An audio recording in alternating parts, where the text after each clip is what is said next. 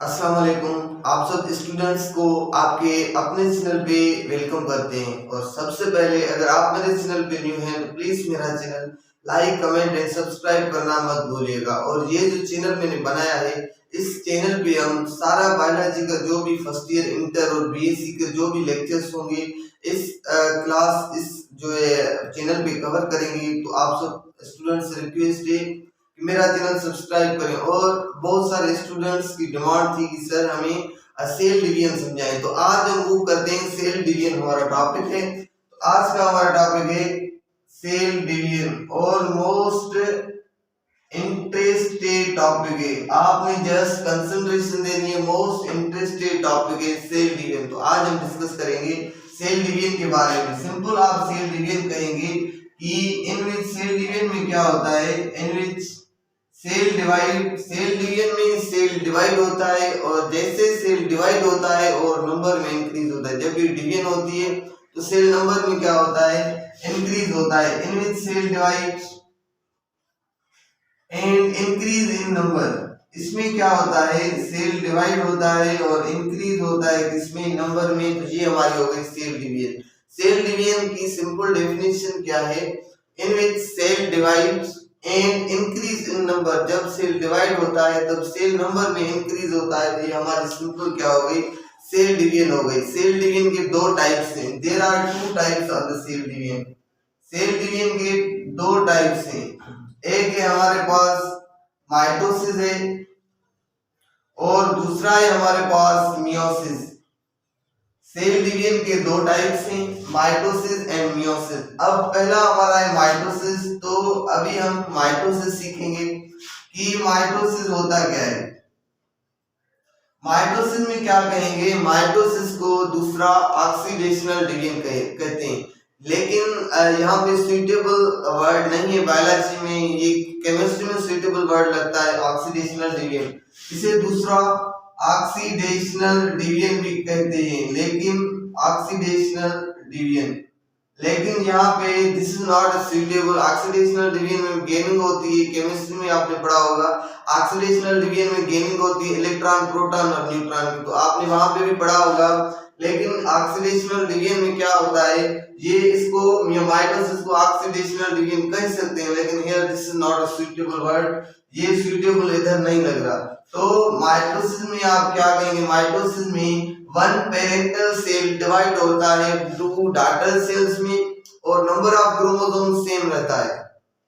क्या बताया मैंने कि वन पेरेंटल सेल, ये हमारा कोई भी सेल है। नंबर ऑफ क्रोमोसोम्स कितना होता है ह्यूमंस में, 46 नंबर ऑफ क्रोमोसोम्स होता है। अगर हम पेयर की बात करें तो 23 पेयर होते हैं क्रोमोसोम्स के। अगर हम ये कोई भी हमारे पास क्या है, पेरेंटल सेल है, ये हमारे पास पेरेंटल सेल है। और ये पेरेंटल सेल डिवाइड होता है किसमें, दो डॉटर सेल्स में। ये एक डॉटर सेल है, ये हमारा दूसरा डॉटर सेल है। लेकिन माइटोसिस में क्या होता है, नंबर ऑफ क्रोमोसोम्स सेम रहते हैं। जैसे यहाँ पे क्रोमोसोम्स कितना है, 46 है। तो डॉटर सेल, ये हमारा क्या है, डॉटर सेल है। तो हमारे पास डॉटर सेल में भी क्रोमोसोम्स कितने होंगे, सेम होंगे। तो हम क्या कहेंगे माइटोसिस में, माइटोसिस सिंपल कहेंगे इन विच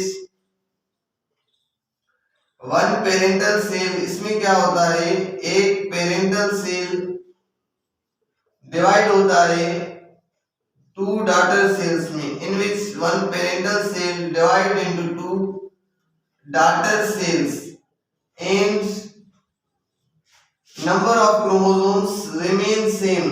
जो क्रोमोसोम्स का नंबर होता है वो क्या होता है, रिमेन्स सेम। क्रोमोसोम्स नंबर भी सेम होता है, तो इसे हम कहते हैं दिस इज अवर माइटोसिस। तो ग्राफिकली भी मैंने समझाया कि माइटोसिस में क्या होता है कि वन पेरेंटल सेल, ये एक हमारा पेरेंटल सेल है, ये डिवाइड होता है टू डॉटर सेल्स में, ये हमारा माइटोसिस है। और नंबर ऑफ क्रोमोसोम्स भी सेम होते हैं। अब माइटोसिस की स्टेजेस आपको समझाऊंगा। दूसरा है हमारे पास स्टेजेस ऑफ माइटोसिस। माइटोसिस की 4 स्टेजेस हैं। कौन कौन सी हैं स्टेजेस, याद करने की ट्रिक में आपको बता रहा हूं। पी मेट, ऐसे भी आप याद कर सकते हैं, पी मेट। P mate.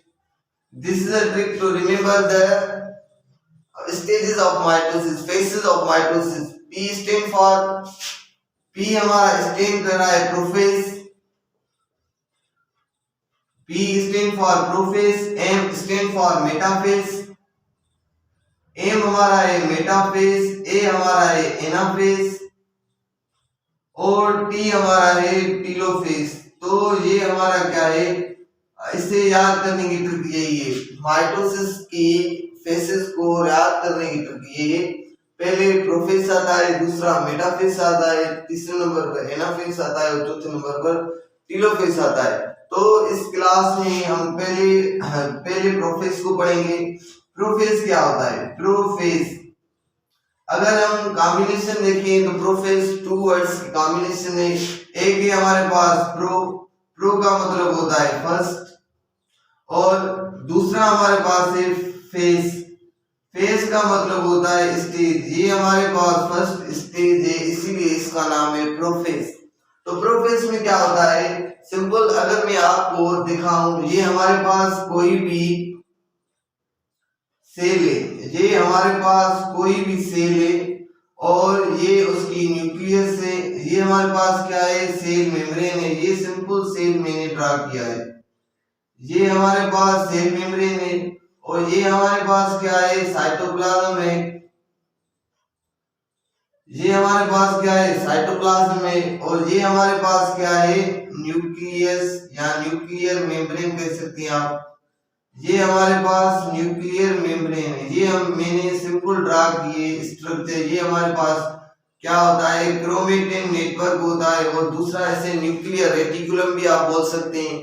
ये मैंने कोई भी सिंपल सेल की स्ट्रक्चर ड्रा किए, सेल मेम्ब्रेन है, साइटोप्लाज्म है और न्यूक्लियर मेम्ब्रेन है। जब प्रोफेस होता है तो प्रोफेस में क्या होता है, जब प्रोफेस होता है तो हमारी जो न्यूक्लियर मेम्ब्रेन है, ये हमारे पास न्यूक्लियर मेम्ब्रेन है। तो न्यूक्लियर मेम्ब्रेन क्या करती है, start to disappear. Nuclear membrane पहला स्टेप क्या होता है, nuclear membrane start to disappear होना स्टार्ट हो जाता है। न्यूक्लियर मेम्ब्रेन जो है डिसअपीयर होना स्टार्ट होता है। और दूसरा क्या होता है, यहाँ पे ये हमारे पास क्या है, क्रोमेटिन नेटवर्क। ये हमारे पास क्या है, क्रोमेटिन नेटवर्क। ये हमारे पास क्रोमेटिन नेटवर्क है। तो ये जो क्रोमेटिन नेटवर्क है वो हमारा कन्वर्ट हो जाता है किनमें, क्रोमोसोम्स में। ये जो क्रोमेटिन नेटवर्क है, दूसरा हम कहेंगे ये जो क्रोमेटिन नेटवर्क है कंडेंस्ड हो जाते हैं। ये जो हमारे पास क्रोमेटिड्स या क्रोमेटिड सिंपल आप कहें, कंडेंस्ड हो जाते हैं, जुड़ जाते हैं एक दूसरे के साथ एंड फॉर्म करते हैं, एंड फॉर्म क्रोमोसोम्स और क्रोमोसोम्स फॉर्म करते हैं। और तीसरे नंबर पे क्या होता है, तीसरे नंबर पर क्या होता है, तीसरे नंबर पर जो हमारे पास सेंट्रियोल्स होते हैं वो फॉर्म हो जाते हैं। यहाँ पे क्या होते हैं, सेंट्रियोल्स फॉर्म हो जाते हैं। इस साइड से भी सेंट्रियोल फॉर्म हो जाते हैं। तो क्या कहेंगे, थर्ड नंबर पर सेंट्रियोल्स और फॉर्म, सेंट्रियोल्स फॉर्म हो जाते हैं, दोनों साइड से सेंट्रियोल फॉर्म होते हैं। यही काम होते हैं। सिंपल बेसिक में बेसिक माइटोसिस देखेंगे, बेसिक प्रोफेस देखेंगे। तो इसमें माइटोसिस के पहले स्टेप प्रोफेस में यही होता है कि पहले न्यूक्लियर मेम्ब्रेन डिसअपीयर होना स्टार्ट हो जाती है। यहाँ पे न्यूक्लियर मेम्ब्रेन है, जब डिवीजन नहीं हुई तो वहां पे जो है न्यूक्लियर मेम्ब्रेन अपीयर्ड है। जब प्रोफेस स्टार्ट होता है तो यहाँ पे हमारे पास जो है न्यूक्लियर मेम्ब्रेन स्टार्ट हो जाती है डिसअपीयर होना। कंप्लीट प्रोफेस में डिसअपीयर नहीं होती, लेकिन स्टार्ट हो जाती है डिसअपीयर होना। और दूसरा ये हमारे पास क्रोमेटिन नेटवर्क है या क्रोमेटिड्स हैं, ये क्रोमेटिड्स एक दूसरे के साथ जुड़ जाती हैं, कंडेंस्ड हो जाती हैं और फॉर्म करती हैं क्रोमोसोम्स। ये हेलिकल स्ट्रक्चर फॉर्म करती हैं। और तीसरे नंबर पर हमारे पास सेंट्रियोल भी क्या होते हैं, फॉर्म होते हैं। उन सेंट्रियोल्स में क्या होते हैं, स्पिंडल फाइबर्स होते हैं। इन सेंट्रियोल्स में स्पिंडल फाइबर्स होते हैं। ठीक है, यहां तक आपको बात समझ आ गई होगी। आई थिंक ये आपको समझ आ गया होगा। प्रोफेस बहुत इजी स्टेप है और अब हम मूव करने जा रहे हैं मेटाफेस की तरफ। तो इस क्लास में मैं आपको दूसरे वीडियो में मेटाफेस भी सिखाऊंगा और एनाफेस भी सिखाऊंगा और टेलोफेस भी दूसरे वीडियो में आपको मैं इजीली समझाऊंगा कि प्रोफेस इस क्लास में क्लियर हो गया होगा। So thank you so much for watching.